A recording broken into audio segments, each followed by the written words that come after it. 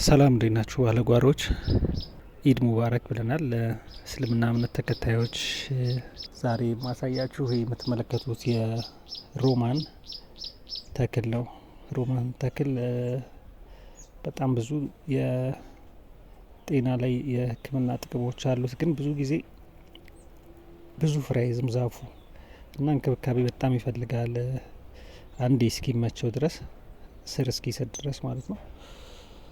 እና እነዚህ ከልብ ህመም፣ የደም፣ የኮሌስትሮል፣ የስኳር፣ የቆዳ ህክምና ላይ የመገጣጠሚያ ችግር ላለባቸው እና እንደዚህ የመሳሰሉት ኢቭን ለሆድ ትላትል ራሱ በጣም ይጠቅማል።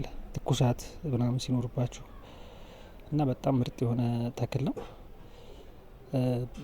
ቢኖራችሁ ከሚባሉ ዛፎች አንዱ ነውና ብትጠቀሙበት እመክራለሁ። መልካም ቀን።